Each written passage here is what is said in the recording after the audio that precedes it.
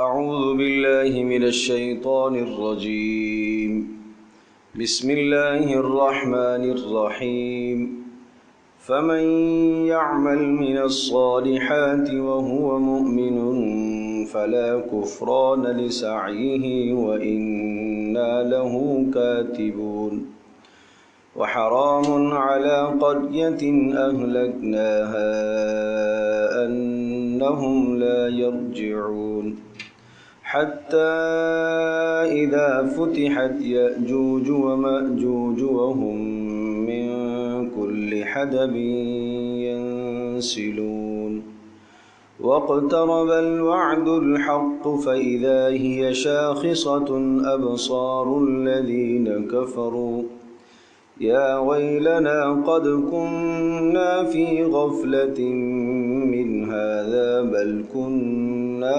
ظالمين إنكم وما تعبدون من دون الله حصب جهنم أنتم لها واردون لو كان هؤلاء آلهة ما بردوها وكل فيها خالدون لهم فيها زفير وهم فيها لا يسمعون إن الذين سبقت لهم منا الحسنى أولئك عنها مبعدون لا يسمعون حسيسها وهم فيما اشتهت أنفسهم خالدون لا يحزنهم الفزع الأكبر وتتلقاهم الملائكة هذا يومكم الذي كنتم توعدون يوم نطوي السماء كطي السجل للكتب كما بدأنا أول خلق نعيده وعدا علينا إنا كنا فاعلين ولقد كتبنا في الزبور من بعد الذكر أن الأرض يرثها عبادي الصالحون إن في هذا لبلاغا لقوم عابدين وما أرسلناك إلا رحمة للعالمين قل إنما يوحى إلي أنما إلهكم إله واحد فهل أنتم مسلمون فإن تولوا فقل آذنتكم على سواء وإن أدري أقريب أم بعيد ما توعدون إنه يعلم الجهر من القول ويعلم ما تكتمون وإن أدري لعله فتنة لكم ومتاع إلى حين قال رب احكم بالحق وربنا الرحمن المستعان على ما تصفون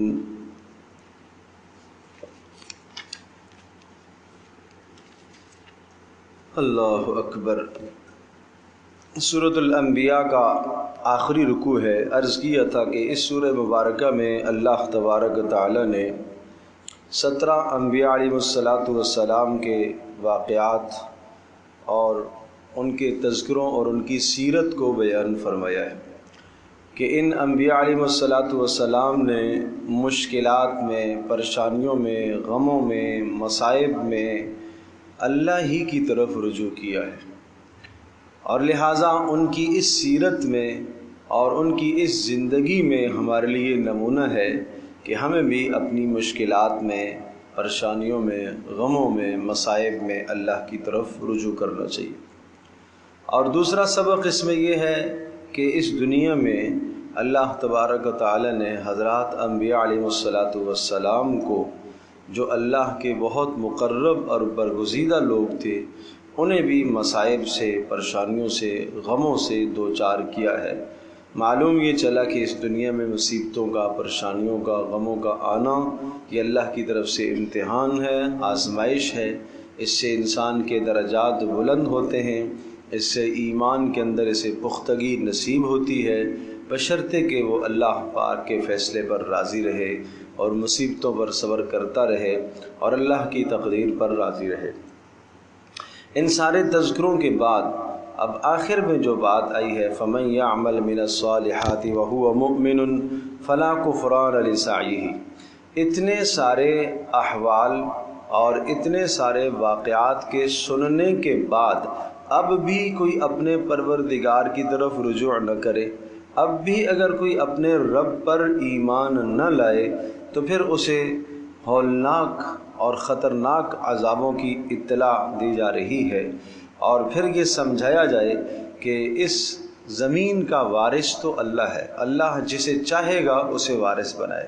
اگر تم اللہ کے مطیع اور فرما بردار بن کر نہیں رہو گے تو اللہ پاک تمہیں ہٹا کر دوسری قوم کو لے کر آئے گا جو اللہ کی مطیع اور فرما بردار رہے گی۔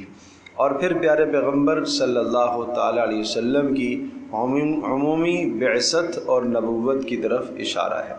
تو گویا کہ تین باتیں ہو گئیں، ایک تو اتنے سارے دلائل آنے کے بعد جو نہ مانے اس کے لیے ڈراوے کی باتیں، اور نمبر دو زمین کا وارث اللہ تبارک تعالی ہی ہے، اللہ جسے چاہے گا زمین کی وراثت عطا فرمائے گا، اور نمبر تین رسول اللہ صلی اللہ تعالی علیہ وسلم کی عمومی بعثت۔ فَمَن يَعْمَلْ مِنَ الصَّالِحَاتِ وَهُوَ مُؤْمِنٌ فَلَا كُفْرَانَ لِسَعْيِهِ وَإِنَّا لَهُ كَاتِبُونَ، لہٰذا جو شخص عمل کرتا ہے من الصالحات، نیک عمل کرتا ہے، لیکن نیک عمل کے لیے، نیک عمل کو اللہ کے یہاں مقبول بننے کے لیے، نیک عمل کی قبولیت کے لیے شرط کیا ہے؟ وَهُوَ مُؤْمِن، ایمان کا ہونا، ایمان کے بغیر عمل قبول نہیں۔ لہٰذا وہ لوگ جو دنیا کے اندر لوگوں کی فلاح اور بہبود کے لیے اور لوگوں کی بہتری کے لیے، لوگوں کو راحت پہنچانے کے لیے جو کام کرتے ہیں اور لوگوں کی سہولت کے لیے جو کام کرتے ہیں، اور اس قسم کے تمام معاملات وہ لوگوں کے ساتھ کرتے ہیں، تعاون کے معاملات، مدد کے معاملات، تو اگر ایمان نہیں ہے تو ان کا کوئی عمل قبول نہیں ہے اللہ کے۔ کچھ ہو سکتا ہے کہ جو وہ عمل کر رہے ہیں اس عمل کا کوئی دنیاوی صلہ تو ان کو مل جائے، لیکن اخروی صلہ نہیں ملتا، کہ ایک روپے پر 700 تک اور اس سے بھی زیادہ تک نیکیاں جو اللہ پاک عطا کرے گا، اور اسی طرح سے مدد کرنے والے کی مدد قیامت کے دن اللہ کرے گا۔ یہ جو باتیں ہیں آخرت کی فضیلتیں، یہ اسی کو حاصل ہوں گی جو صاحب ایمان ہے۔ عمل صالح کے ساتھ ایمان ضروری ہے۔ فرمایا فلا کفران لسعیہ، ناقدری نہیں کی جائے گی، فلا کفران، کفران کا معنی ناقدری، ناقدری نہیں کی جائے گی لسعیہ، اس کی کوشش کی، جس نے کوشش کی۔ وَإِنَّا لَهُ كَاتِبُونَ، اور ہم سب کے سب اعمال کو لکھ رہے ہیں اپنے پاس۔ وَحَرَامٌ عَلَىٰ قَرْيَةٍ أَهْلَكْنَاهَا أَنَّهُمْ لَا يَرْجِعُونَ، اور اسی طرح سے وَحَرَامٌ عَلَىٰ قَرْيَةٍ أَهْلَكْنَاهَا أَنَّهُمْ لَا يَرْجِعُونَ، اور تمام کی تمام بستیوں پر یا کسی بھی بستی پر یہ ہمارا فیصلہ مقرر ہو چکا ہے، اہلکناہا، کہ ہم جب ان کی ہلاکت کا فیصلہ کریں گے، انہم لا یرجعون، کہ اب وہ ایمان کی طرف نہیں پلٹ کر آئیں گے۔ معنی یہ ہوا کہ جب ہلاکت کا فیصلہ آ جاتا ہے تو اب ہلاکت کے فیصلے اور تباہی کے فیصلے کے بعد ان کا ایمان قبول نہیں ہے، ان کو ایمان کی طرف نہیں پلٹنے دیا جاتا۔ حتی اذا فتحت یأجوج ومأجوج وهم من کل حدب ینسلون، اور یہ سارے کے سارے معاملات یعنی توبہ کے دروازوں کے بند ہونے کے جو سلسلے ہیں، یہ اس وقت تک حتی اذا فتحت یاجوج، جب کہ یاجوج اور ماجوج کو کھول دیا جائے، وہم من کل حدب ینسلون، اور یہ ہر بلندی سے نیچے کی طرف دوڑتے ہوئے پھسلتے ہوئے آئیں گے۔ یہ قرب قیامت کی نشانی ہے کہ یاجوج ماجوج کا ظہور ہوگا، اور اس کی تمام تفصیل قریب میں سورۃ الکہف میں گزر چکی ہے۔ وَاقْتَرَبَ الْوَعْدُ الْحَقُّ فَإِذَا هِيَ شَاخِصَةٌ أَبْصَارُ الَّذِينَ كَفَرُوا، اور قریب آ چکا وعدہ قیامت کا جو کہ برحق ہے۔ فَإِذَا هِيَ شَاخِصَةٌ أَبْصَارُ الَّذِينَ كَفَرُوا، اور جب یہ وعدہ آئے گا تو پھٹی کی پھٹی کھلی کی کھلی رہ جائیں گی آنکھیں ان لوگوں کی جنہوں نے کفر کیا۔ یا ویلنا، کہیں گے ہائے افسوس، قد کننا فی غفلۃ من ھذا، ہم تو اس دن سے غافل تھے، قد کننا، ہم تھے، فی غفلۃ، غفلت میں، من ھذا، اس دن سے، بل کننا ظالمین، اور مزید یہ کہ ہم نے خود ہی ظلم کیا ہے۔ انبیاء علیہ السلام نے ہمیں آگاہی دی تھی، ہمیں اطلاع دی تھی، لیکن ہم نے اپنی جانوں پر ظلم کیا۔ انکم وما تعبدون من دون اللہ حصب جہنم انتم لہا واردون، اللہ کی طرف سے وہاں اعلان ہوگا، بے شک تم سب کے سب جو تم پوجتے تھے جن کی وہ بھی اور تم بھی، انکم بے شک تم بھی، وما تعبدون اور جن کی تم بندگی کرتے تھے اللہ کے سوا، حصب جہنم سب کے سب جہنم کا ایندھن بنیں گے۔ یعنی جو لوگ تمہیں دنیا کے اندر ورغلا کر گناہوں کی طرف لے کے آتے تھے وہ بھی، اور تم خود بھی، ورغلائے جانے والے بھی اور ورغلانے والے بھی، دونوں کے دونوں کہاں جائیں گے؟ جہنم کا ایندھن بنیں گے۔ انتم لہا واردون، تم سب کے سب کو اس جہنم پر وارد ہونا ہے، یعنی داخل ہونا ہے۔ یہاں ایک بات یہ ذہن نشین فرما لیجئے، انکم وما تعبدون، بے شک تم بھی اور جن کی تم بندگی کرتے ہو وہ سب کے سب جہنم کا ایندھن بنیں گے۔ مشرکین کس کی بندگی کرتے ہیں؟ بتوں کی بندگی کرتے ہیں، بتوں کے سامنے چڑھاوے چڑھاتے ہیں، نظر و نیاز ان کے نام کی دیتے ہیں۔ تو بت تو پتھر ہے، بت تو پتھر ہے، تو ان کو جہنم کا ایندھن تو ویسے بننا ہی بننا ہے، پتھر تو جہنم کا ایندھن ہے، وقودھا الناس والحجارہ۔ اب یہاں مراد کیا ہے؟ معنی یہ کہ جو تم لوگوں کو بتوں کی عبادت پر آمادہ کرتے تھے اور اس گمراہی کی طرف جو تمہیں دعوت دیتے تھے وہ بھی اور تم بھی، سب کے سب اس میں جاؤ گے، جہنم کا ایندھن بنو گے۔ نمبر 2، بہت اچھی طرح سے یاد رکھیے گا کہ بارہا یہ بات ہم کہہ چکے ہیں کہ عبادت اور بندگی کی جب بات آتی ہے تو وہ صرف محدود معنی نہیں ہوتا کہ عبادت سے مراد نماز ہو، روزہ ہو، حج ہو، زکوٰۃ ہو، نہیں، لفظ عبادت پوری کی پوری زندگی پر مشتمل ہے۔ پورا نظام زندگی کس کے ماتحت چل رہا ہے؟ ہمارے معاملات، ہماری معاشرت، ہمارا رہن سہن، ہمارا کھانا پینا، ہمارے طور طریقے، ہماری خوشی، ہماری غمیاں، یہ کس کے طریقے پر؟ اگر رسم و رواج پر ہم چل رہے ہیں، معاشرے کے رسم و رواج کو دیکھتے ہیں، اللہ کے حکم کو نہیں دیکھتے، تو مطلب یہ ہوا کہ یہ معاشرے کی بندگی کر رہا ہے، یہ لوگوں کی رضامندی دیکھ رہا ہے کہ لوگ کیا کہیں گے، تو یہ بندگی رب کی نہیں کر رہا، یہ لوگوں کی بندگی کر رہا ہے۔ یہ خوشی کے معاملے میں لوگوں کی بندگی کر رہا ہے، یہ غمی کے معاملے میں لوگوں کی بندگی کر رہا ہے۔ تو اب ظاہر سی بات ہے کہ جو لوگ اس چیز کی طرف دعوت دیتے ہیں، چاہے وہ زبان سے دعوت دیتے ہوں یا چاہے ان کو اتنا ناگوار گزرتا ہو، اگر ان کے رواج اور رسم کے خلاف اگر آپ کریں تو ان کو ناگوار گزرتا ہو، جس کی وجہ سے آدمی مجبور ہو جائے ان کی بات ماننے پر، تو اب یہ بات ماننے والا اور جو منوانا چاہتے ہیں یہ دونوں کے دونوں جہنم میں، یہ جہنم کا ایندھن ہے سارا۔ تو بہت اچھی طرح سے ہمیں سمجھنا چاہیے کہ وما تعبدون، جن کی تم بندگی کرتے ہو، ان کا تعلق صرف اور صرف بتوں کے ساتھ ہی نہیں ہے۔ آج ہماری زندگی کے بے شمار معاملات ایسے ہیں جو اللہ تبارک تعالیٰ کی اطاعت اور فرما برداری کے خلاف ہیں۔ جب اللہ کی اطاعت اور فرما برداری کے خلاف ہیں تو وہ سب اس میں شامل ہیں۔ عبدیت، بندگی، عبادت ایک عمل ہے، اور جو کرنے والا ہے اس کو کیا کہیں گے؟ عبد ہے، بندہ ہے۔ تو بندہ کیا ہوتا ہے؟ بندہ وہ ہوتا ہے جو اپنے آقا کے ہر حکم اور ہر اشارے کو مانے، وہ اپنے آقا کی مرضی کو دیکھتا ہے کہ میرے آقا کی کیا مرضی ہے۔ یعنی یوں سمجھ لیجئے کہ دنیا کے اندر، دنیا میں جو غلامی کی زندگی ہوتی ہے، وہ کافر جو میدان جنگ میدان جہاد سے ہاتھ آتے ہیں اور وہ غلام کہلاتے ہیں، جن کو قید بنا لیا جاتا ہے اور ان کو غلام کہا جاتا ہے، ان کا کیا ہے کہ وہ اپنے آقا اور اپنے آقا کی مرضی کے مطابق زندگی گزارتے ہیں۔ وہ بقول کسی غلام کے کیا کھاتے ہو؟ جو آقا کھلاتا ہے۔ کیا پہنتے ہو؟ جو آقا پہناتا ہے۔ کیا چاہتے ہو؟ جو آقا کی چاہت۔ بھائی ہماری تو کوئی چاہت ہی نہیں ہے۔ بالکل اسی طرح سے مسلمان کو اپنے آپ کو اللہ کے سپرد کرنا ہے۔ تمہاری خوشی کیسے ہوگی؟ بھائی جیسے اللہ چاہے گا۔ تمہاری غمی کس طرح سے ہوگی؟ کیسے کرو گے؟ جیسے اللہ چاہے گا۔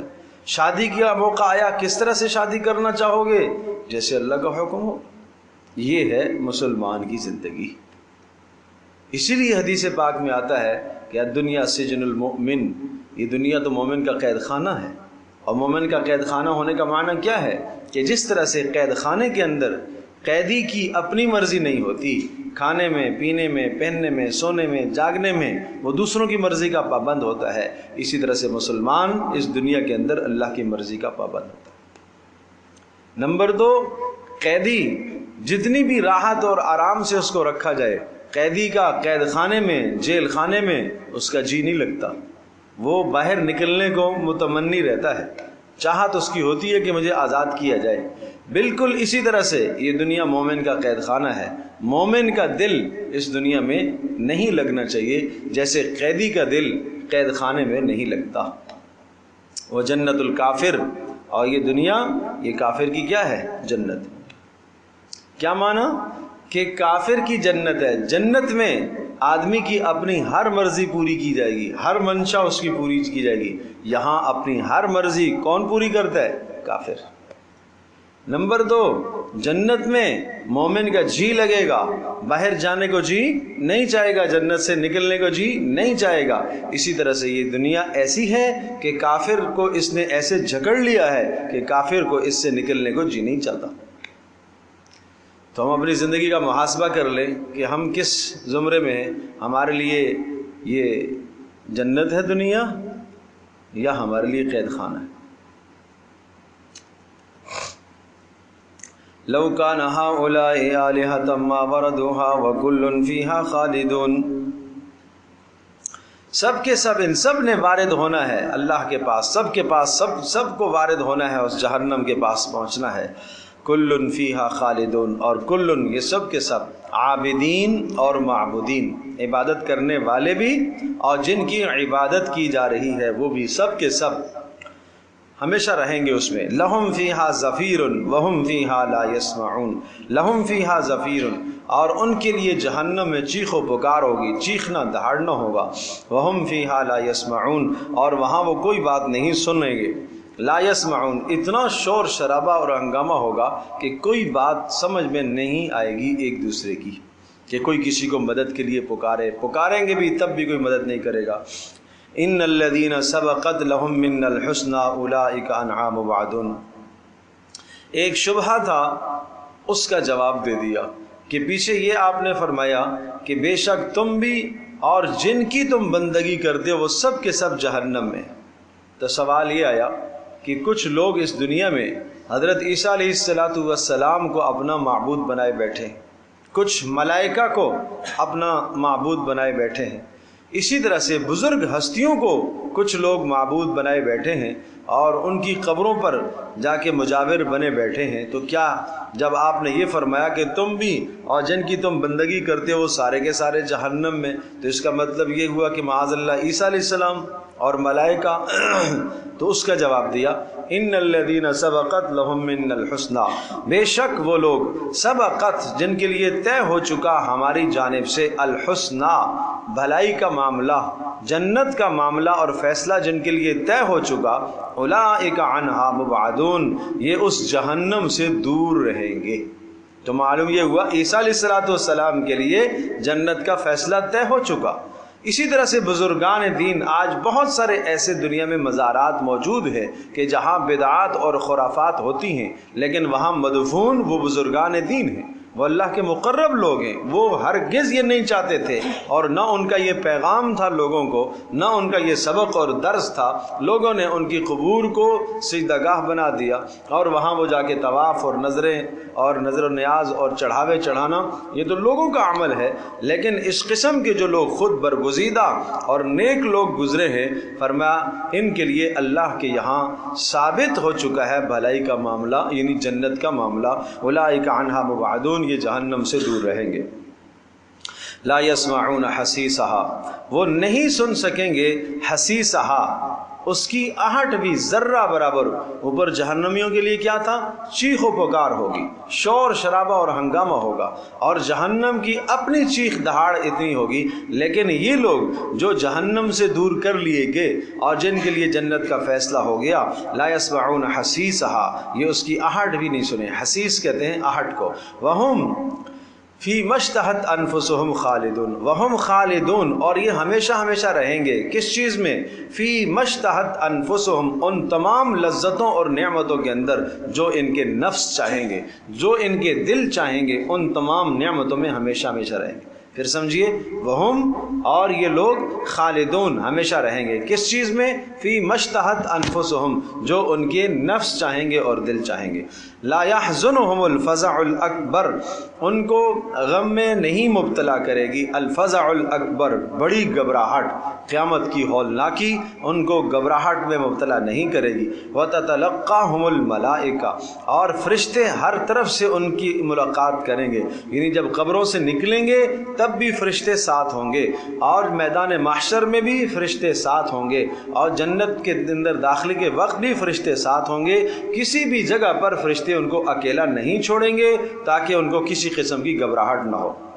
ھذا یومکم الذی کنتم توعدون، اور ان سے کہا جائے گا یہ وہی دن ہے جس دن کا تم سے وعدہ کیا گیا ہے۔ یوم نطوی السماء کطی السجل للکتب، اب وہ وقت بھی یاد کرو، اذکر یہاں محذوف ہوگا، اذکر یوم نطوی السماء، وہ دن بھی یاد کرو جس دن ہم لپیٹ دیں گے آسمان کو، کطی السجل للکتب، جس طرح سے کوئی شخص اپنی کتابوں کو اور اپنے رجسٹر کو لپیٹ لیتا ہے، آسمان کو لپیٹ لیا جائے گا۔ کیا معنی؟ کناروں سے آسمان کو لپیٹ دیا جائے گا، درمیان سے لپیٹ کر کناروں کی طرف اسے منتقل کر دیا جائے گا، اور آسمان سے فرشتے اترنا شروع ہو جائیں گے۔ اور اس طرح سے قطعی السجل للکتب، جس طرح سے لکھنے کے تمام رجسٹر ہوتے ہیں، کتابیں، کاپیاں آدمی لپیٹ کر کنارے پہ رکھتا ہے، یہ ایک تشبیہ دی جا رہی ہے۔ اس طرح سے اللہ پاک آسمان کو لپیٹ دے گا۔ اور کما بدأنا اول خلق نعید، جس طرح سے ہم نے پہلی بار اس کو پیدا کیا ہے، ہاں، کما بدأنا اول خلق نعید، اللہ تبارک تعالی جس نے پہلی بار پیدا کیا وہ دوبارہ اس کو لپیٹنے پر بھی قدرت رکھتا ہے۔ وعدا علینا، یہ ہمارے ذمے ہے، ہم اس کو پورا کریں گے۔ انا کنا فاعلین، یقیناً ہم یہ عمل کرنے والے ہیں۔ وَلَقَدْ كَتَبْنَا فِي الزَّبُورِ مِن بَعْدِ الذِّكْرِ أَنَّ الْأَرْضَ يَرِثُهَا عِبَادِيَ الصَّالِحُونَ، اور یقیناً تحقیق کتبنا فی الزبور، ہم نے طے کر دیا تھا زبور۔ اب زبور کے دو معنی، ایک معنی تو یہ ہے کہ زبور کتاب جو ہے، اس کتاب میں ہم نے یہ لکھ دیا، زبور داؤد علیہ السلام پر اتاری جانے والی کتاب، اس کے اندر ہم نے لکھ دیا من بعد الذکر ان الارض، نصیحت کے بعد، ہم نے نصیحت کرنے کے بعد یہ فیصلہ ہم نے دے دیا، ان الارض یرثها عبادی الصالحون، کہ یہ زمین اللہ کی ہے اور اللہ تبارک تعالی وارث بنائے گا اپنے نیک بندوں کو۔ نہیں سمجھے؟ زبور میں نصیحت کرنے کے بعد کیا معنی؟ سمجھایا ایک حد تک نصیحت کرنے کے بعد پھر ہم نے یہ فیصلہ طے کر دیا کہ اب کافروں کو، ظالموں کو، نافرمانوں کو یہاں سے ختم کیا جائے گا، اور اللہ کی دھرتی کو ان ظالموں اور کافروں سے پاک کر کے پھر ان کی جگہ پر نئے لوگوں کو لایا جائے گا۔ میں نے عرض کیا، شروع میں بتایا تھا کہ یہ اللہ پاک کا ضابطہ ہے اور اصول ہے، وَإِن تَتَوَلَّوْا يَسْتَبْدِلْ قَوْمًا غَيْرَكُمْ، کہ اگر تم اعراض کرو گے اللہ کے حکموں کو ماننے سے تو پھر اللہ پاک تمہاری جگہ دوسروں کو لائے گا، اس لیے کہ زمین اللہ کی ہے، اللہ جسے چاہتا ہے وارث بناتا ہے۔ آج اگر اللہ نے جس کو دنیا میں اقتدار دیا، جس کو اللہ تبارک تعالیٰ نے مال و متاع سے نوازا ہے، دنیا کی لذت اور دنیا کا سامان اللہ نے جس کو دیا ہے، تو وہ یہ ہرگز نہ سمجھے کہ یہ ہمیشہ ہمیشہ میرے پاس رہنے والا سامان، اس لیے کہ دھرتی اللہ کی ہے، مال متاع سامان سب چیزیں اللہ کی ہے، اللہ جسے چاہے گا دے گا، جس کو اللہ نے دیا ہوا ہے ایک وقت تک امتحان ہے، کبھی کبھی کسی کو دیتا ہے مرتے دم تک اس کو دیتا ہے، یہ بھی اس کا امتحان ہے، اور کبھی کبھی جو ہے بیچ میں اللہ پاک واپس بھی لے لیتا ہے، یہ اس کا نظام۔ ایک معنی تو یہ ہوا زبور کا۔ دوسرا معنی زبور کا یہ ہے کہ زبور کا معنی ہے تمام کی تمام آسمانی کتب، زبر صحیفوں کو کہا جاتا ہے، کتب کو کہا جاتا ہے، زبر اصل میں کہتے ہیں لکھنا، تو تمام لکھے ہوئے آسمانی صحیفے، ان سب میں یہ اللہ نے فیصلہ دیا ہے ان الارض یرثها عبادی الصالحون، کہ ہم اپنی زمین کا وارث اسی کو بنائیں گے جو نیک بندہ ہوگا۔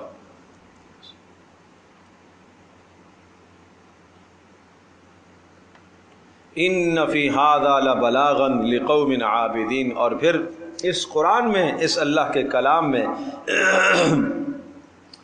پہنچا دینے کی بات ہے، لقوم عابدین، پیغام پہنچا دیا ہے بندگی کرنے والوں کے لیے، وما ارسلناک الا رحمۃ للعالمین۔ جب قرآن کی بات آئی تو صاحب قرآن رسول پاک صلی اللہ علیہ وسلم کی بات بھی، وما ارسلناک، اور ہم نے آپ کو نہیں بھیجا مگر رحمت بنا کر، رحمت کے لیے آپ کو بھیجا، للعالمین، سارے جہان والوں کے لیے، سارے عالموں کے لیے آپ کو رحمت بنا کے بھیجا۔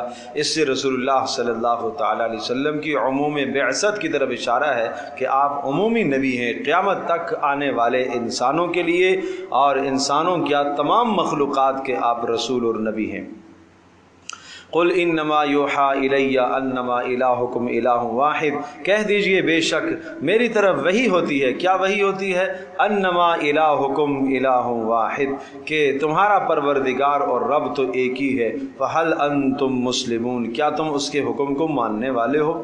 اب یہ سورۃ الانبیاء اختتام کو ہے، اور تقریباً ہر سورت کا یہ مزاج ہوتا ہے کہ اختتام پر شروع کے مضامین کو پھر سے دہرایا جاتا ہے، شروع سے جو مضامین چل رہے ہوتے ہیں اختصار کے ساتھ ایک ایک دو دو لفظ ان مضامین کی طرف اشارہ کر رہے ہوتے ہیں، اور چونکہ شروع میں یہ بات آئی تھی کہ تمہارا الہ لو کان فیہما آلہۃ الا اللہ لفسدتا، کہ ایک ہی تمہارا پروردگار ہے، اگر کائنات میں دو رب ہوتے تو زمین آسمان کا نظام دھرم برم ہو جاتا، یہ شروع میں یہ بات آئی تھی، اور اس پر پھر کتنے دلائل ذکر کیے گئے تھے، اور ان دلائل کے بعد اب آخر میں پھر انما الہکم الہ واحد، تمہارا پروردگار تو ایک ہی رب ہے، فہل انتم مسلمون، کیا تم اس کی بات مانو گے؟ یعنی تمہیں ماننا چاہیے۔ فإن تولوا، اب وہی بات ہے، اگر تم منہ پھیرتے ہو اللہ کی بات ماننے سے، فإن تولوا، اللہ کو معبود ماننے سے اگر تم منہ پھیرتے ہو، فقل، آپ کہہ دیجئے، آپ اعلان کر دیجئے، حجت تام ہو گئی، فقل آذنتکم علی سواء، میں نے تم سب کو برابر برابر بتلا دیا، امیر غریب دیہاتی شہری سب کے لیے میرا پیغام عام ہے، سب کو میں نے بتا دیا۔ وَإِنْ أَدْرِي أَقَرِيبٌ أَمْ بَعِيدٌ مَا تُوعَدُونَ، ٹھیک ہے، آپ نے بتا دیا، اور آپ نے یہ بتایا کہ جناب اگر اعراض کرو گے تو اللہ تمہیں مٹائے گا اور تمہاری جگہ دوسروں کو لائے گا، یہ مٹنے کا وقت کب آئے گا؟ کب اللہ ہمیں مٹائے گا؟ وَإِنْ أَدْرِي، میں نہیں جانتا، أَقَرِيبٌ، کہ وہ وعدہ قریب ہے، أَمْ بَعِيدٌ، یا دور ہے، مَا تُوعَدُونَ، جس چیز کا تم سے وعدہ کیا گیا ہے، یعنی مجھے نہیں معلوم کہ وہ وعدہ اللہ کا کب آئے گا، غیب کا علم میرے پاس نہیں ہے۔ اِنَّهُ يَعْلَمُ الْجَهْرَ مِنَ الْقَوْلِ وَيَعْلَمُ مَا تَكْتُمُونَ، بے شک وہ پروردگار یعلم، وہ خوب جانتا ہے، الجہر من القول، الجہر من القول، اونچی آواز سے بات کرتے ہو اسے بھی جانتا ہے، وَيَعْلَمُ، اور خوب جانتا ہے، مَا تَكْتُمُونَ، جو تم پوشیدہ رکھتے ہو، وَإِنْ أَدْرِي لَعَلَّهُ فِتْنَةٌ لَكُمْ، اور میں نہیں جانتا، لَعَلَّهُ فِتْنَةٌ لَكُمْ، بڑی اہم بات ہے، بڑی اہم بات ہے، ممکن ہے یہ عذاب کا مؤخر ہو جانا یہ تمہارے لیے آزمائش ہو مزید، نہیں سمجھے؟ ایک آدمی نافرمانی کرے، بغاوت کرے، پھر بھی اللہ کا عذاب نہ آئے، تو یہ فرمایا کہ یہ عین ممکن ہے تمہارے لیے آزمائش ہے، یعنی یہ عذاب نہ آنا اللہ کی رضامندی کی دلیل نہیں ہے، یہ ڈھیل ہے، یہ ڈھیل ہے۔ وَمَتَاعٌ اور تمہیں مہلت دینا ہے، إِلَىٰ حِینٍ ایک وقت تک۔ قَالَ رَبِّ احْكُم بِالْحَقِّ آپ فرما قَالَ کہا میرے پروردگار نے، احکم بالحق کیا کہا کہ فیصلہ کیجئے، فیصلہ کیجئے۔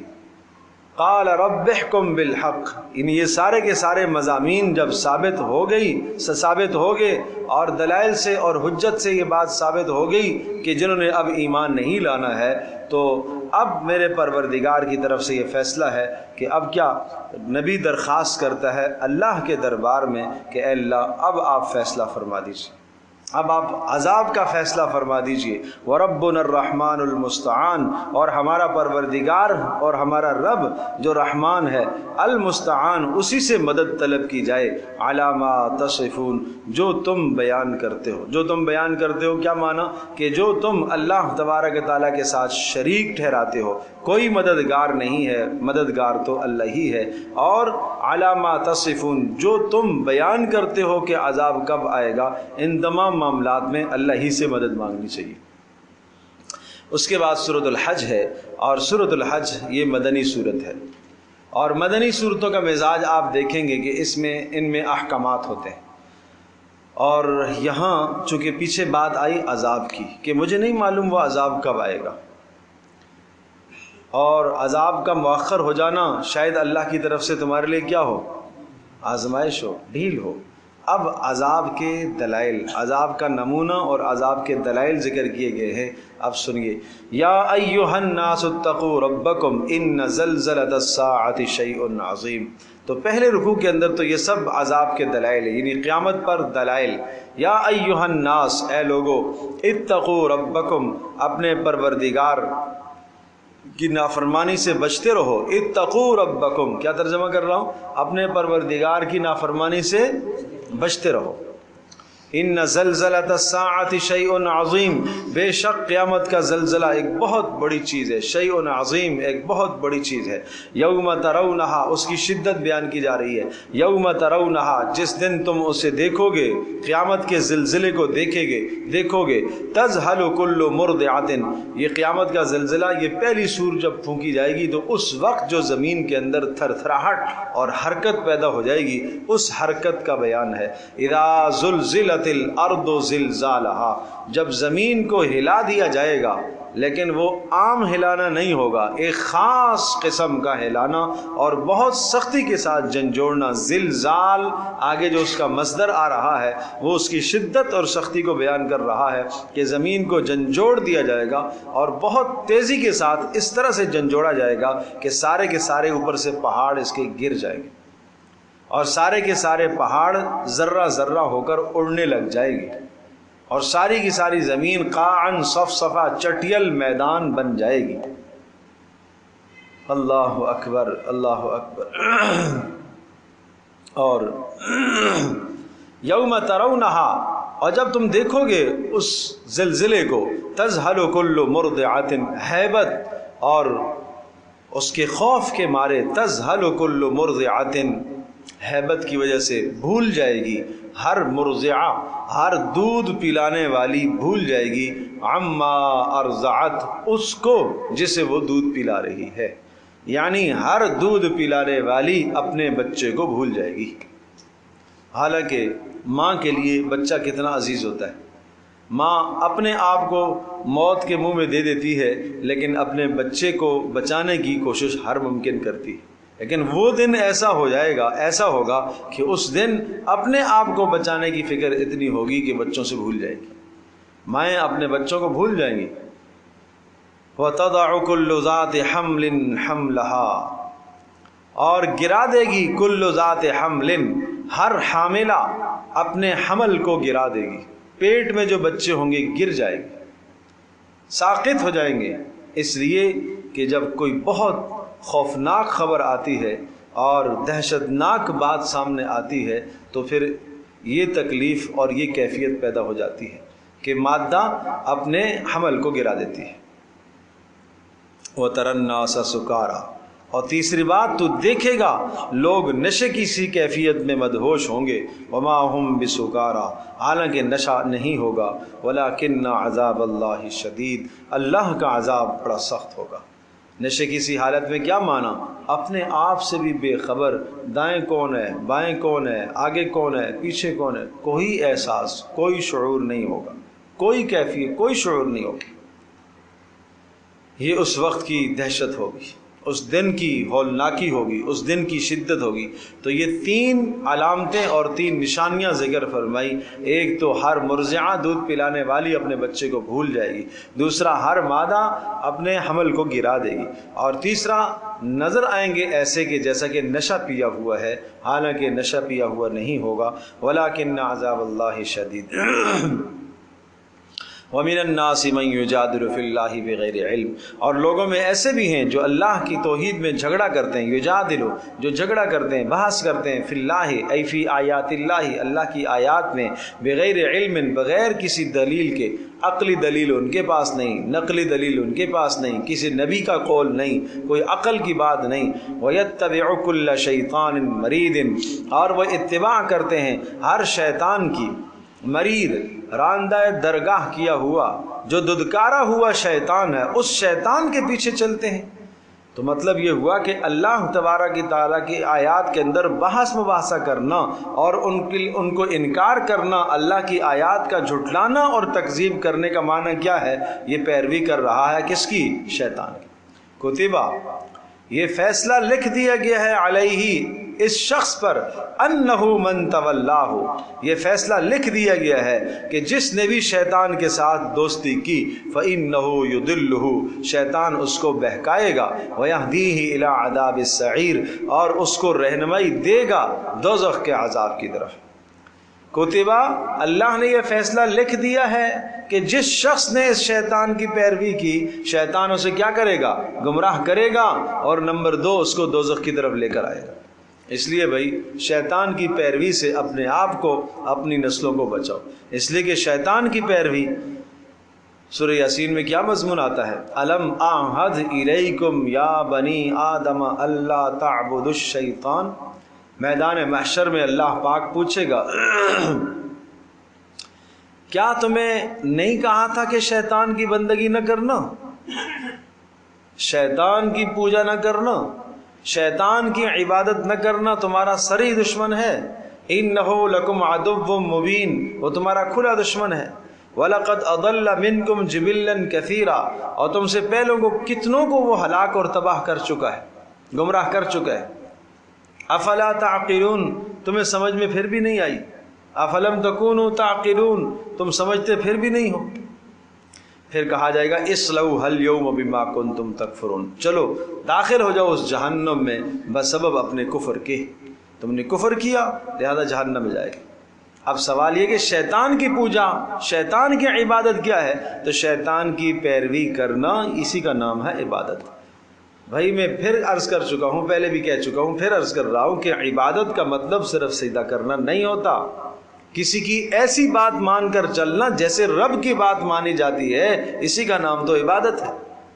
اپنا سب کچھ، اپنی جان، اپنا مال، اپنا وقت، اپنا سب کچھ جس کے حکم پر لٹا رہا ہے، قربان کر رہا ہے، وہی اس کا رب ہے، وہی اس کا معبود ہے۔ اگر شیطان اندر سے ایک چاہت پیدا کرتا ہے اور اس چاہت کے پیچھے حلال حرام دیکھے بغیر مال اپنا لوٹاتا ہے، تو یہ تو شیطان کی پیروی، اسی کا نام تو ہے۔ تو اب اپنی زندگی کا محاسبہ کرے کہ ہم شیطان کی پیروی تو نہیں کر رہے۔ یا ایھا الناس ان کنتم فی ریب من البعث، اطلاع دے دی کہ قیامت قائم ہونے والی ہے اور اس کا زلزلہ شدید اور ہولناک زلزلہ ہوگا۔ اب اس پر دلائل سنیے، کیا خوب دلائل ہے، کیا خوب دلائل ہے، عقلی دلائل۔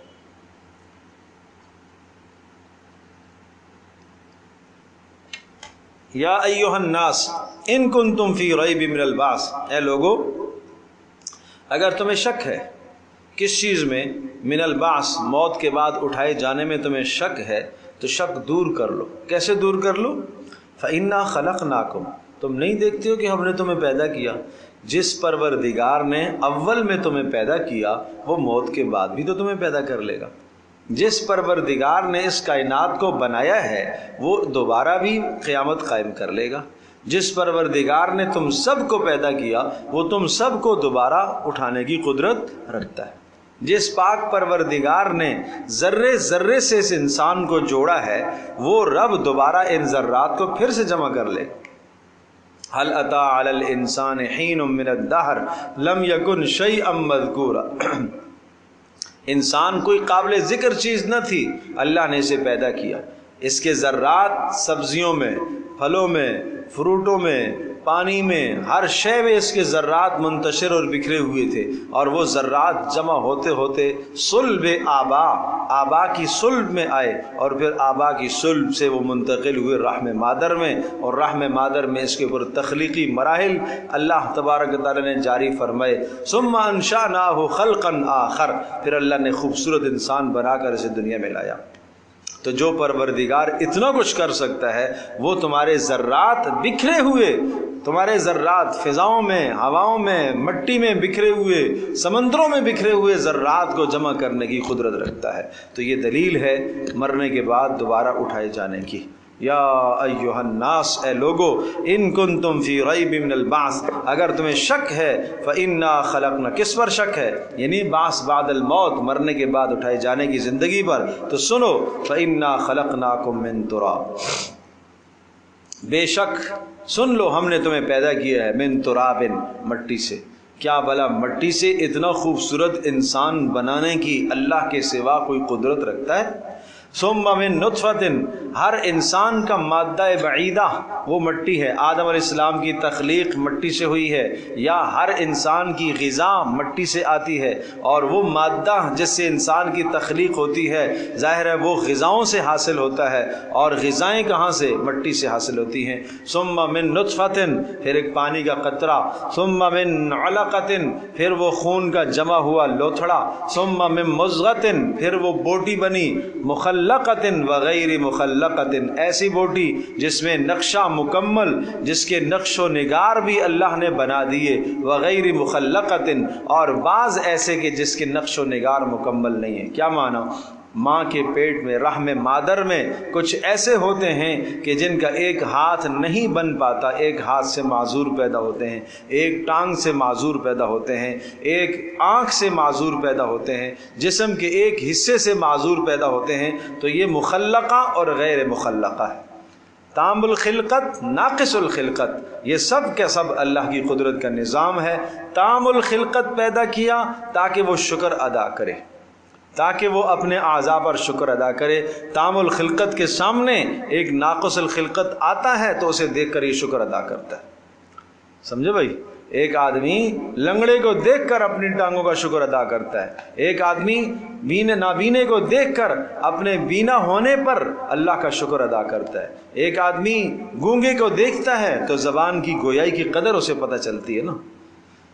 اللہ اکبر۔ ایک آدمی جو ہے وہ بہرے کو دیکھتا ہے تو کانوں کی سنوائی کی قدر اور طاقت اسے تب پتہ چلتی ہے۔ یہ امتحان ہے، یہ آزمائش ہے، اس کا کوئی قصور نہیں ہے جس کو اللہ پاک نے بہرا بنایا، لنگڑا بنایا، اندھا بنایا، لولا بنایا، اس کا کوئی قصور نہیں ہے۔ یہ امتحان ہے ہمارے اور آپ کے لیے، اور اس کے لیے امتحان ہے کہ وہ صبر کرتا ہے۔ تو یہ کائنات جڑی ہوئی ہے صبر اور شکر سے، صبر اور شکر، کہ یہ شکر ادا کرے وہ صبر کرے، اس کو صبر پر اللہ عطا کرے گا، اس کو شکر پر اللہ پاک عطا کرے گا۔ منزل دونوں کی ایک ہی ہے، کسی نے صبر کر کے وہاں پہنچنا ہے اور کسی نے شکر کر کے وہاں پہنچنا ہے۔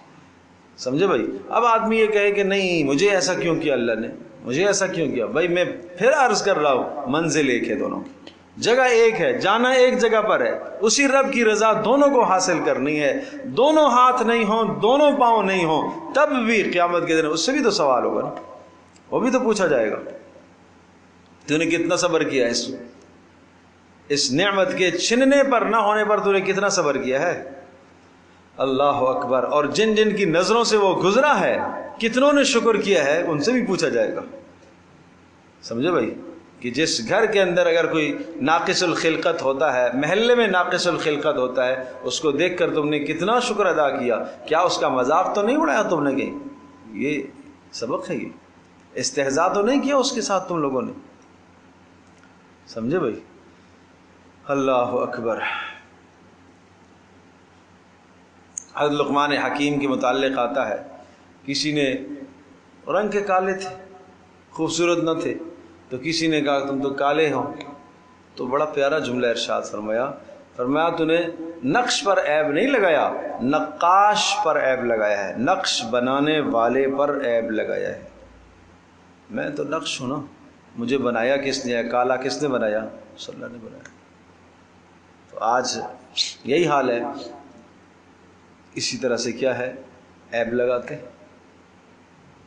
قد کا چھوٹا ہونا ہم معاشرے میں اس کو بدترین عیب سمجھتے ہیں، اور الامان والحفیظ، کسی بچی میں قد کے چھوٹے ہونے کا عیب آ جائے تو اس کی تو زندگی ہی آج کے معاشرے میں ساری ایسی ہی گزر جاتی ہے۔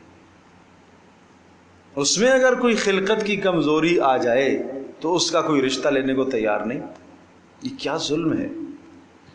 کیا وہ اللہ کی مخلوق نہیں ہے؟ وہ اللہ کی پیدا کردہ نہیں ہے؟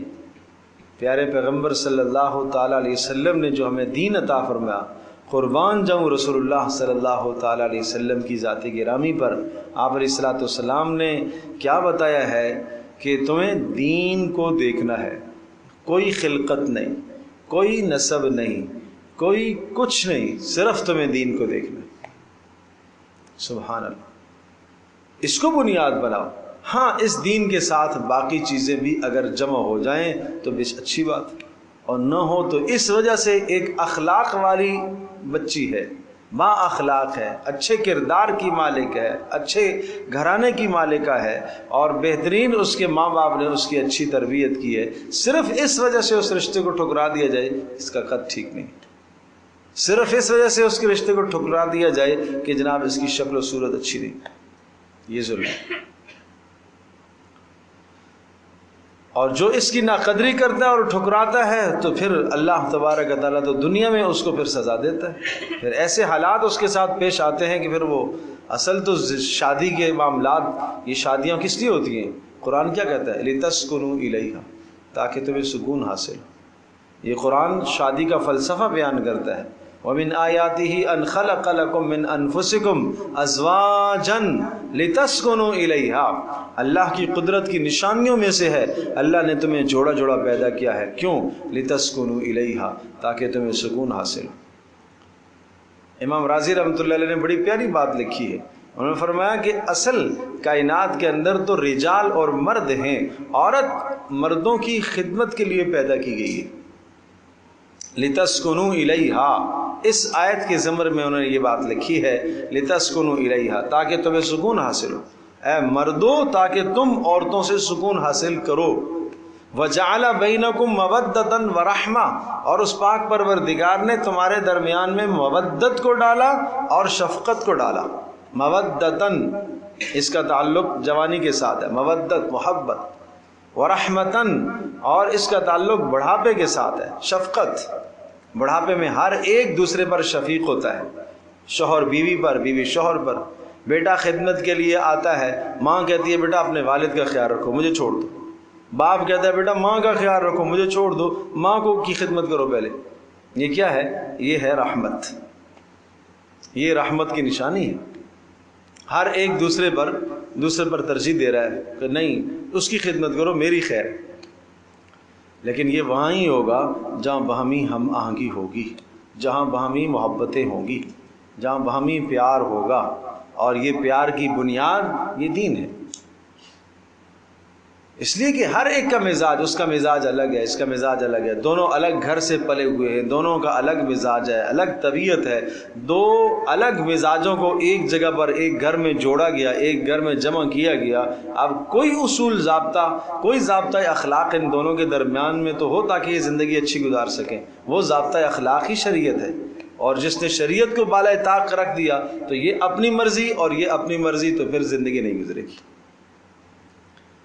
اس لیے کہ دونوں کے درمیان میں شریعت نے اصول اور ضابطے مقرر کیے کہ اس کو کہاں تک اپنے آپ کو جھکانا ہے، اس کو کہاں تک اپنے آپ کو جھکانا ہے۔ عورت کتنی حد تک سمجھوتا کرے، مرد کے ساتھ زندگی گزارنے میں کتنی حد تک سمجھوتا کرے، ذرا ذرا سی بات پر وہ مطالبہ کرے، نہیں جی مجھے طلاق دے دو، میں خلا لینا چاہتی ہوں، مجھے فارغ کر دو، مجھے چھوڑ دو، ذرا سی بات پر، یہ تو سخت گناہ کی بات ہے۔ بلا وجہ وہ اگر طلاق کا مطالبہ کر رہی ہے، بلا وجہ وہ خلا لینا چاہتی ہے اور اپنے آپ کو خلاصی اور علیحدہ کرنا چاہتی ہے، تو یہ سخت وعید ہے حدیث میں اس کے لیے۔ تو یہ شریعت کے ضابطے ہیں کہ کس حد تک یہ سمجھوتا کر سکتی ہے، مرد کس حد تک جا سکتا ہے، اور آخری کون سی حد ہے کہ اس حد کے بعد ٹھیک ہے نہیں نباہ ہو رہا تو فارغ کر دو۔ وہ حد معلوم ہی نہیں ہے، پہلے دن سے یہ 3، ایک بھی نہیں 3 پھینک دیتا ہے ظالم۔ یہ جاہل نہیں ہے تو اور کیا ہے؟ اجہل ہے، حد درجے کی جہالت ہے۔ اللہ اکبر۔ تو یہ بات سمجھنے کی ہے۔ اللہ پاک نے بڑے خوبصورت ضابطے اور بڑے بہترین اصول مقرر فرمائے۔ ایک مرتبہ ایک صاحب نے مجھے خط لکھا کہ 3 طلاقیں اس نے دے دی، تو کہنے لگے کہ اب، میں نے کہا اب تو کوئی گنجائش نہیں ہے۔ اب کیا ہے؟ کوئی گنجائش نہیں ہے۔ جب گنجائش نہیں ہے تو اس نے اسلام کو کوسنا شروع کر دیا۔ یہ کیسا دین ہے؟ یہ کیسا مذہب ہے؟ تو میں نے کہا بھائی بات یہ ہے، مجھے آپ یہ بتائیے کہ آپ نے شادی کی تھی یا آپ نے بھینس خرید کر لائی تھی؟ کہا کیا مطلب؟ تو میں نے کہا دیکھو، آدمی کوئی چیز خریدنے کے لیے بھی بازار میں جاتا ہے تو پہلے آدمی کچھ اصول ضابطے پوچھتا ہے، 4-6 لوگوں سے مشورہ کرتا ہے کہ میں یہ چیز خریدنے کے لیے جا رہا ہوں، کس طرح کی بہتر ہے، کیا اصول ضابطے ہیں، کیا طریقہ کار ہیں، کیا استعمال کا طریقہ ہے۔ تو شادی کرنے سے پہلے کیا اسلام نے اس سے پہلے کے احکام بتلائے ہیں کہ نہیں بتلائے؟ میں کہا اسلام نے تو منگنی سے لے کر رخصتی تک زندگی گزارنے کا ہر عمل بتلایا ہے۔ منگنی کیسے کرنی ہے آپ نے اسلام کا کوئی حکم معلوم کیا ہے کسی سے؟ نہیں کیا۔ نکاح کیسے کرنا ہے آپ نے کوئی حکم معلوم کیا ہے؟ پھر اس کے بعد ازدواجی زندگی گزارنی ہے، کس طرح سے گزارنی ہے۔ پھر اگر باہمی میاں بیوی کے درمیان میں نباہ نہ ہو سکے، تلخی ہو جائے، تو قرآن کیا اصول بتاتا ہے؟ آپ وہ اصول جانتے ہیں؟ قرآن تو یہ اصول بتاتا ہے فَعِظُوهُنَّ، سمجھاؤ۔ یہ پہلا ہے، یہ پہلا اسٹیپ ہے۔ سمجھانے سے اگر بات نہیں بنتی تو فرمایا وَاهْجُرُوهُنَّ فِي الْمَضَاجِعِ، کچھ جدا کر دو، بستر علیحدہ کر دو۔ یہ آپ نے کیا ہے؟ نہیں۔ پھر تیسرا اصول یہ سمجھاتا ہے کہ اگر اس سے بھی بات نہیں بنتی ہے تو تیسرا اسٹیپ یہ ہے کہ وَاضْرِبُوهُنَّ، مناسب مار دو۔ اور اگر یہ بھی کارآمد ثابت نہیں ہوا تو پھر فَابْعَثُوا حَكَمًا مِّنْ أَهْلِهِ وَحَكَمًا مِّنْ أَهْلِهَا، ایک آدمی لڑکے کے خاندان کا، ایک آدمی لڑکی کے خاندان کا آئیں، دونوں وہ بھی بیٹھیں، ان دونوں کو بھی بٹھائیں، دونوں کی باتیں سنیں، کیا معاملات ہیں، معاملات درست کرنے کی، سولف کرنے کی کوشش کریں۔ اگر سولف ہو جاتے ہیں تو اچھی بات، اور اگر نہیں ہو جاتے تو مرد کو ایک طلاق دے دینی چاہیے۔ پاکی کی حالت میں، وہ پاکی جس پاکی میں قریب نہ گیا ہو، اس پاکی میں ایک طلاق دے دے، اور پھر 3 پاکیاں انتظار کرتا رہے۔ اسے ندامت ہوتی ہے، اسے ندامت ہوتی ہے، یہ ایک لفظ بول دے گا میں نے رجوع کر لیا، تو کسی محلے میں کسی کو نہیں خبر ہو جائے گی۔ اسلام تو یہ طریقہ بتاتا ہے۔ یہ سیکھا تھا آپ نے؟ نہیں سیکھا تھا۔ تو پھر میں نہیں سیکھا تھا تو پھر اسلام کو کیوں گالیاں دیتے ہو؟ پھر اسلام کو کیوں برا بھلا کہتے ہو؟ یہ تو تمہاری اپنی حماقت اور جہالت ہے کہ تمہیں تو وہ اصول معلوم نہیں ہے۔ تم نے اتنا خرچہ کیا، کسی ماں باپ نے اپنی بیٹی کو پالا پوسا، جوان کیا، اور تمہارے گھر میں لا کر رکھا اور بسایا، اور انہوں نے اپنی بیٹی بسانے کے لیے دیے، اور آج تو نے 3 طلاقیں دے کر سارے راستے بیچ میں سے بند کر دیے۔ جاہل تو نکلا نا۔ تو یہ سب جہالت ہے۔ یہ میں درخواست کروں گا کہ وہ جوان جب شادی کو پہنچیں، شادی کا زمانہ آئے، اس وقت تک باپ کو شادی نہیں کرانی چاہیے جب تک مسائل شادی کے سیکھ کے نہ سیکھیں، ازدواجی زندگی کے مسائل سیکھیں۔ کیوں کسی کی بیٹی کو تباہ اور برباد کرتے ہو؟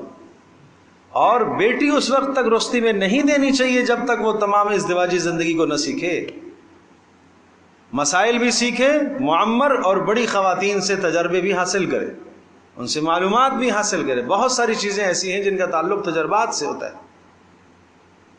تو یہ سب چیزیں سیکھنے کی ہیں. اسلام ان سب کی ہمیں ترغیب دیتا ہے کہ آپ سیکھو. آپ پیارے پیغمبر صلی اللہ تعالیٰ علیہ وسلم کی زندگی کو آپ سیکھیں. ازواج مطہرات اللہ کے رسول صلی اللہ علیہ وسلم کے گھر کے اندر 9 ازواج تھیں. آپ دنیا سے رخصت ہوئے, 9 بیویاں تھیں. آپ نے اپنے گھر کا نظام کیسے بنایا؟ آپ اپنے گھر کا نظام کس طرح سے مرتب فرماتے تھے؟ رسول اللہ صلی اللہ علیہ وسلم گھر میں داخل ہوتے تو فرمایا جزأ دخولہ 3 اجزاء. آپ اپنے گھر کے وقت کو 3 حصوں میں تقسیم کر لیتے تھے, جتنا بھی وقت دیتے تھے. جزء لنفسہ, ایک حصہ اپنی ذات کے لیے, وجزء لأہلہ, ایک حصہ اپنے گھر والوں کے لیے, وجزء لربہ, اور ایک حصہ اپنے پروردگار کے لیے. یہ گھر کی زندگی خوبصورت زندگی تھی. آج ہم بے اعتدال ہیں. آج ہمارے معاشرے میں کس قدر بے اعتدالی ہے کہ گھر میں داخل ہوا تو یا تو وہ سوتا پڑا رہتا ہے صبح سے لے کر شام تک, شام سے لے کر صبح تک, نہ اس کو بیوی سے سروکار بات چیت, نہ جناب اس کو ماں باپ سے, نہ اس کو اپنی اولادوں سے. تو وہ وقت جو ایک حصہ وقت کا دینا تھا بیوی بچوں کو, وہ کہاں گیا؟ یا تو موبائل کی نظر ہو گیا, اور یا دوستوں کی نظر ہو گیا, یا سونے کی نظر ہو گئی. یہ تو ظلم ہے نا. پھر ایسے گھر کے اندر سکون کیسے پیدا ہوگا؟ سکون کے اسباب گھر میں بنانے کے لیے کچھ بیوی کو محنت کرنی پڑے گی, کچھ شوہر کو محنت کرنی پڑے گی, تب گھر کی زندگی پرسکون بنتی ہے. تو بہرحال اللہ تبارک و تعالیٰ کی نعمتوں کا شکر ادا کیا جائے. بات یہاں سے عرض چلی تھی مخلقۃ و غیر مخلقۃ, کہ اللہ پاک رحم مادر میں بناتا ہے تام الخلقت بھی اور ناقص الخلقت بھی. اور تام الخلقت تاکہ وہ اللہ کا شکر ادا کرے, اور ناقص الخلقت تاکہ وہ اللہ کے اس فیصلے پر راضی رہیں اور صبر کریں. لنبین لکم, اور یہ سب کچھ ہم نے بنایا پیدا کیا اس لیے تاکہ ہم تمہارے سامنے کھول کھول کر واضح کریں کہ جس پاک پروردگار نے اس طرح سے انسان کو بنایا ہے وہ مرنے کے بعد دوبارہ بھی اٹھانے کی قدرت رکھتا ہے. یہ دلیل ہے, موت کے بعد زندہ کرنے پر دلیل ہے. وَنُقِرُّ فِي الْأَرْحَامِ مَا نَشَاءُ, اور ہم ٹھہراتے ہیں فی الارحام, رحموں کے اندر, ما نشاء, جب تک ہم چاہیں گے, جتنا ہم چاہیں گے, الی اجل مسمى, ایک وقت مقررہ تک. کبھی ایسا بھی ہوتا ہے کہ ہم وقت سے پہلے اس کو گرا دیتے ہیں, ساقط کر دیتے ہیں, اور کبھی ہم اس کو انتہا تک پہنچاتے ہیں. ثم نخرجکم طفلا, اور پھر ہم اسے نکالتے ہیں, طفلا, بچہ بنا کر ہم اسے نکالتے ہیں. پاک پروردگار نے نسبت اپنی طرف فرمائی ہے, ہم نکالتے ہیں. یہ فطرت کا نظام ہے. لیکن آج چونکہ انسان کو اتنا مرعوب کر دیا جاتا ہے, اتنا ڈرا دیا جاتا ہے, اللہ کی ذات عالی پر وہ یقین محکم اور پختہ یقین نہیں ہوتا, تو پھر وہ ڈاکٹروں کی باتوں میں آ جاتے ہیں, اور پھر بات دوسری طرف چلی جاتی ہے جو کہ نہیں ہونی چاہیے. بات آپریشن کی طرف چلی جاتی ہے. میں عرض کر رہا ہوں, کیا کہا؟ ثم نخرجکم طفلا, پھر ہم نکالتے ہیں. نسبت اللہ نے اپنی طرف فرمائی ہے. ثم السبیل یسرہ, سورہ عبس میں فرمایا پھر اس پاک پروردگار نے تمہارا باہر آنے کا راستہ آسان اس نے کیا. ثم السبیل یسرہ, وہ کہہ رہا ہے میں راستہ آسان کر رہا ہوں, اور آج اس راستے کو مشکل بنا دیا گیا.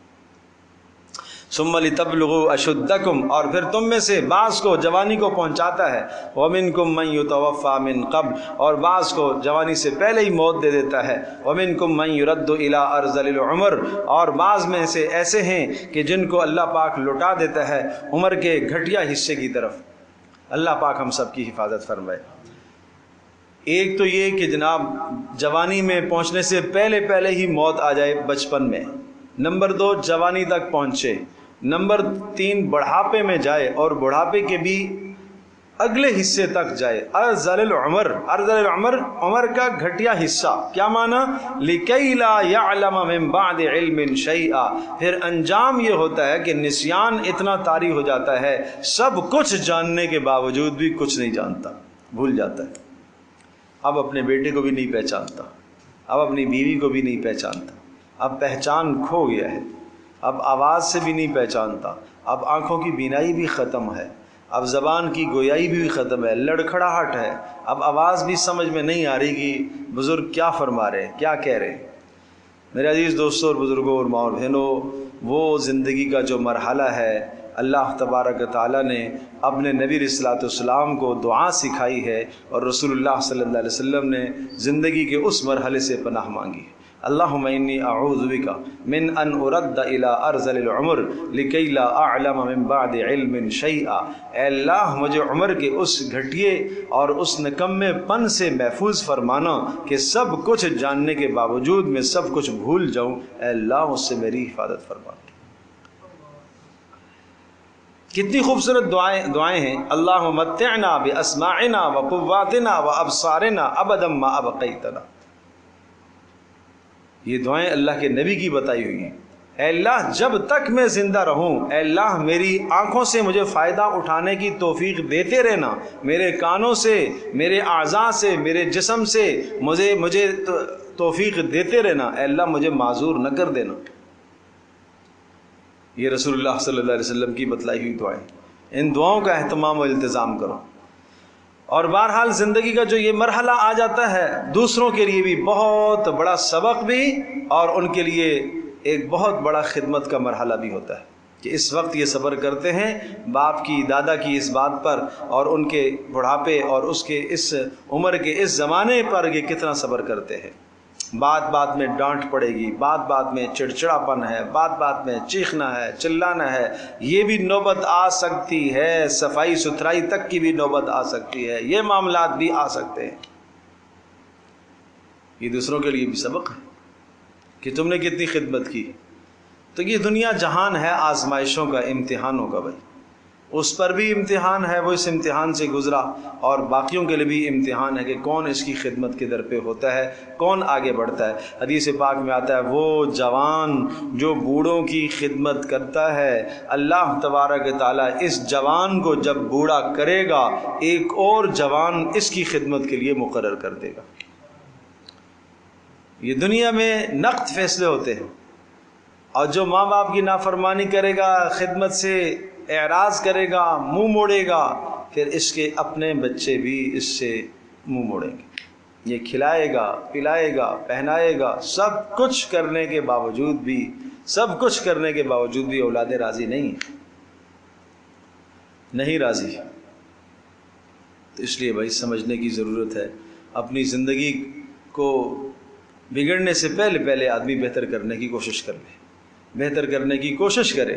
جہاں کہیں کمزوریاں کی ہیں ان کمزوریوں کا ازالہ کرو۔ ماں باپ کی خدمت میں کوئی کمزوریاں ہو گئی ہیں، ابھی بھی موقع ہے، ازالہ کر لو۔ ماں باپ حیات ہیں پھر تو سنہری چانس ہے، ماں باپ دنیا سے رخصت ہو گئے پھر بھی موقع ہے۔ کیا موقع ہے ماں باپ کے رخصت ہونے کے بعد؟ یہ موقع ہے کہ ماں باپ کے اقربا کے ساتھ اچھا سلوک کرو، ماں باپ کے لیے صدقہ کرو، ماں باپ کے لیے روزانہ دعائیں کرو، روزانہ اعمال کے ہدیے اور تحفے بھیجو، تو انشاءاللہ تمہاری اولادیں تمہاری نافرمان نہیں ہوگی۔ ہو گیا چلو، یہ قربان جاؤں رسول اللہ صلی اللہ علیہ وسلم ایسا خوبصورت دین لے کر آئے کہ جس دین میں ماں باپ کے دنیا سے چلے جانے کے بعد بھی اگر کوئی آدمی سنورنا چاہتا ہے تو اس کے لیے بھی راستہ موجود ہے۔ اللہ اکبر۔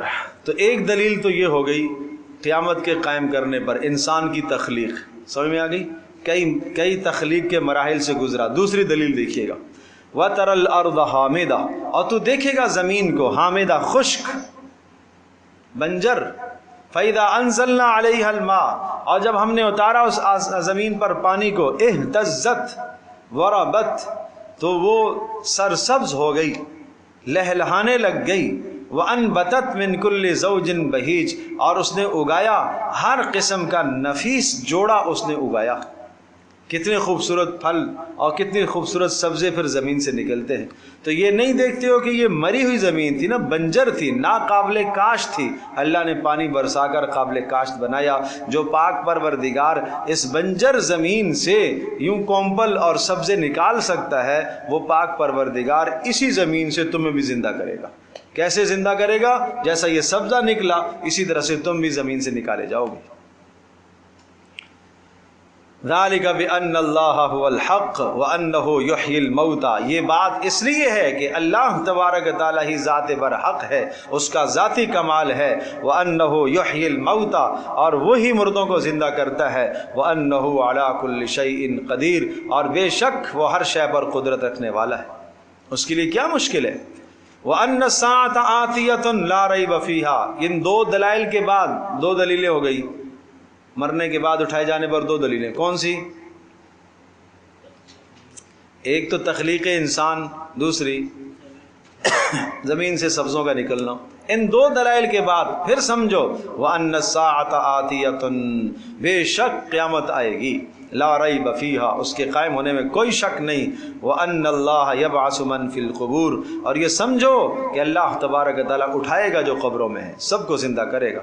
وَمِنَ النَّاسِ مَن يُجَادِلُ فِي اللَّهِ بِغَيْرِ علم، اور لوگ ایسے بھی ہیں بعض کہ جو اللہ کی توحید میں، اللہ کی آیات میں، اللہ کے احکامات میں جھگڑے کرتے ہیں، بغیر علم، بغیر کسی دلیل کے، ولا ہدن، بغیر علم، عقلی دلیل کوئی نہیں ہے۔ یہ جو دو دلیلیں گزری ہیں نا، انسان کی تخلیق اور زمین سے نباتات کا نکلنا، اس کو کہتے ہیں عقلی دلیل۔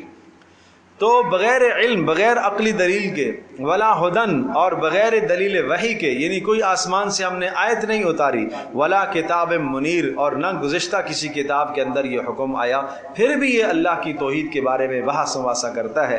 ثانی عطفہ لیضل عن سبیل اللہ، یہ اپنی کروٹ کو موڑ ڈالتا ہے، اللہ کے احکام سے پہلو تہی کرتا ہے، لیضل عن سبیل اللہ، تاکہ لوگوں کو اللہ کے راہ سے روکے۔ لہو فی الدنیا خزی، دنیا میں بھی اس کے لیے ذلت ہے، وَنُذِيقُهُ يَوْمَ الْقِيَامَةِ عَذَابَ الْحَرِيقِ، اور قیامت کے دن تو ہم اس کو چکھائیں گے عذاب الحریق، جلانے والا عذاب۔ ذَلِكَ بِمَا قَدَّمَتْ يَدَاكَ، اور سن لو یہ بات، بِمَا قَدَّمَتْ يَدَاكَ، یہ سب کچھ اس لیے ہو جائے گا، ہوگا، قدمت يَدَاكَ، کہ جو اس نے اپنے اعمال آگے بھیجے، وَأَنَّ اللَّهَ لَيْسَ بِظَلَّامٍ لِّلْعَبِيدِ، اور بے شک اللہ تبارک و تعالیٰ اپنے بندوں پر ظلم کرنے والا نہیں ہے، یہ اللہ کا فیصلہ ہے، اللہ پاک اپنے بندوں پر ظلم کرنے والا نہیں ہے۔ اللہ کے کلام کو سمجھنے کی کوشش کریں، سمجھ کر عمل کرنے کی کوشش کریں، آگے پھیلانے کی کوشش کریں، یہ اللہ کا پیغام ہے، اللہ کا کلام ہے، اللہ کا پیغام ہے۔ کس طرح سے ایک ایک دلیل کو کھول کھول کر اللہ پاک بیان کرتا ہے، یہ ہم سب کی ضرورت ہے کہ ہم اللہ کے پیغام کو سمجھیں۔ ہمارے گھروں میں اللہ کا پیغام موجود ہے، صبح سے لے کر شام تک، شام سے لے کر صبح تک گھروں کے اندر یہ قرآن مجید رہتا ہے۔ یہ جزدانوں کے اندر اور صاف ستھرے کپڑوں میں اس کو ہم لپیٹ کر رکھ لیتے ہیں، یہ اس کا حق نہیں ہے، یہ پڑھنا اس کا حق ہے، پڑھنا اس کا حق ہے، پڑھنا اس کا حق ہے، سیکھنا اس کا حق ہے، سمجھنا اس کا حق ہے۔ اس حق کو ادا کرو، جو آدمی اس حق کو ادا کرے گا تو یہ قرآن قیامت کے دن اس کے حق میں گواہ ہوگا، اور جو نہیں کرے گا یہ قرآن قیامت کے دن اس کے خلاف گواہ ہوگا۔ القرآن حجۃ لک او علیک، تمہارے حق میں گواہ ہوگا یا تمہارے خلاف۔ تو دیکھو کہ یہ ہمارے حق میں گواہ بن رہا ہے یا ہمارے خلاف گواہ بن رہا ہے۔ اللہ پاک ہم سب کے لیے عمل کرنا آسان ہے۔ الحمد للہ رب العالمین، والصلاة والسلام علی سید الانبیاء والمرسلین وعلی آلہ وصحبہ وامتی اجمعین۔ اللہم انا نسألک الہدی والتقی والعفاف والغنی، اللہم انا نعوذ بک من الفتن ما ظہر منها وما بطن، ربنا لا تجعلنا فتنة للقوم الظالمین ونجنا برحمتک من القوم الکافرین۔ اللہم ارحمنا بالقرآن العظیم واجعل لنا اماما ونورا وهدى ورحمة، اللهم ذكرنا منه ما نسينا وعلمنا منه ما جهلنا وارزقنا تلاوته آناء الليل وأطراف النهار واجعله لنا حجة یا رب العالمین۔ اللہ ہماری اس مجلس کو قبول فرما، اللہ ہم سب کے گناہوں کو معاف فرما، اللہ سیکھنے سکھانے پڑھنے پڑھانے میں جو کوتاہی ہوئی اپنے فضل سے درگزر فرما، اللہ عافیت اور کرم والا معاملہ فرما، اللہ آخرت کے عذابوں سے ہماری حفاظت فرما، ہماری نسلوں کی حفاظت فرما، قرآن مجید کی خدمت کے لیے ہم سب کو قبول فرما، اے اللہ ہم سب کی اولادوں کو قبول فرما، اے اللہ اس کو سیکھ کر پڑھنے کی توفیق نصیب فرما، اے ارحم الراحمین۔ اے اللہ قرآن کو ہمارے حق میں گواہ بنا، ہمارے خلاف گواہ نہ بنانا، اس مجلس کو اے اللہ ہماری بخشش کا ذریعہ بنا، ہم سب کے والدین کی بخشش کا ذریعہ بنا، اے اللہ ہم سب کے آباء و اجداد اعزاء اقرباء جو دنیا سے رخصت ہو چکے ان سب کی بخشش اور مغفرت کا ذریعہ بنا، اے اللہ اس کا ثواب ان تک پہنچا، اے اللہ ان کے درجات کو بلند فرما، اے اللہ درجات بلند فرما، جنت الفردوس میں اعلیٰ مقام نصیب فرما، اے ارحم الراحمین۔ الراحمین، اے ارحم الراحمین ہماری دعاؤں کو قبول فرما۔ اے اللہ اے اللہ اے اللہ اس محنت کو قبول فرما۔ اے اللہ ہر شر سے، ہر فتنے سے اے اللہ اس محنت کو محفوظ فرما۔ اے اللہ حاسدین کے شرور سے، انسانی شیطانی شرور سے اے اللہ محفوظ فرما۔ اے اللہ ہماری دعاؤں کو قبول فرما۔ وصلی اللہ تعالی علی خیر خلق محمد۔